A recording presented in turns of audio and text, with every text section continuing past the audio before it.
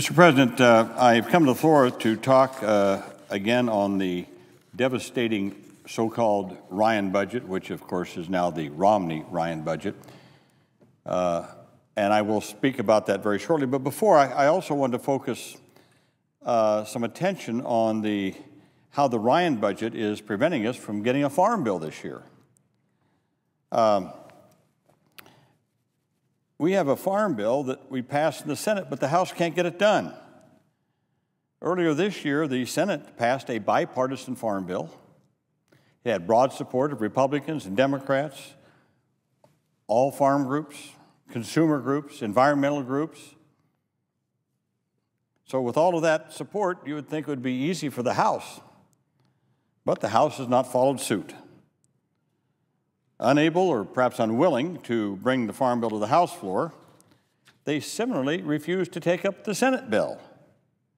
So our farm policy has languished at a time when literally farm country is burning up because of a drought. And this week, as I understand it, the House is going to adjourn and go home without taking any action on a farm bill, leaving our farmers and ranchers in the lurch, when all the House needs to do is take up the Senate-passed bill and pass it. Send it to the President. He'll sign it. And again, we passed the bill here. Republicans, Democrats, all the farm groups, consumer groups, environmental groups, all support it. We even made a $23 billion contribution to reducing the deficit in the farm bill. Well, it seems worth noting that one of the reasons the House can't act is seemingly because of the Ryan budget, which, of course, as we know, is just a proposal. The House has passed it. I think they voted on it 34 times, if I'm not mistaken. But the Ryan budget calls for draconian cuts to our federal nutrition programs. That's the SNAP program, otherwise people know as food stamps, that helps low-income families, or helps a family that may be modest income, but they've lost a job and they're in transition and need some support for 1 or 2 months before they get back on their feet. It helps with summer feeding programs for kids, elderly feeding programs for low-income elderly, feeding programs that go into daycare centers. In other words, it's the idea that, we have an abundance and we're going to use that abundance to help make sure that no one goes to bed hungry and that people have adequate nutrition in our society. Well, the Ryan budget made a draconian cut in the nutrition programs. And many of the House Republicans are saying they won't support a farm bill that doesn't have those draconian cuts, which I'm proud to say the Senate bill does not have. And I hasten to add that as the former chair of the Senate Ag Committee, I've long advocated cutting wasteful ag spending.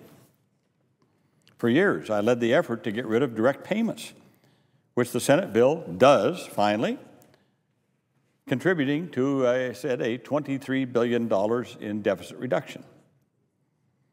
So this situation, I think, really shows what the Ryan budget is. It's emblematic of the Ryan budget. Not only is the Ryan budget devastating for working and low-income Americans, but its insistence on cutting benefits for low-income Americans is getting in the way of setting common-sense policy for our farmers and ranchers as well. It's remarkable that so many people in the House would say that in the middle of an historic drought, I'm not going to vote for a farm bill that's important to our farmers and ranchers. I won't vote for it unless I can cut nutrition benefits for tens of millions of struggling Americans. That's what the House Republicans are saying. They won't vote for a farm bill that will help our farmers and ranchers, that is supported by every major farm group, all the consumer groups, the environmental groups, supported here in the Senate by a lot of Republicans. It was a bipartisan bill by the ranking member of the Ag Committee, Senator Roberts of Kansas, former chair of the Agriculture Committee in the House. We passed that bill. And yet,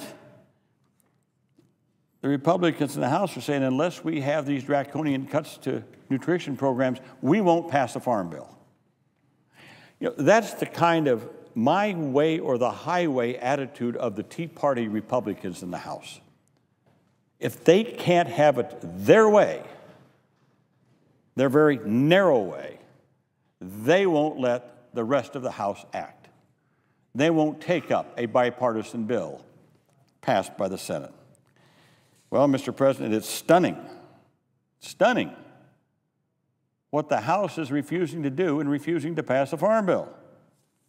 All I can hope is that someone over there comes to their senses and gets that Farm Bill through before they adjourn and go home.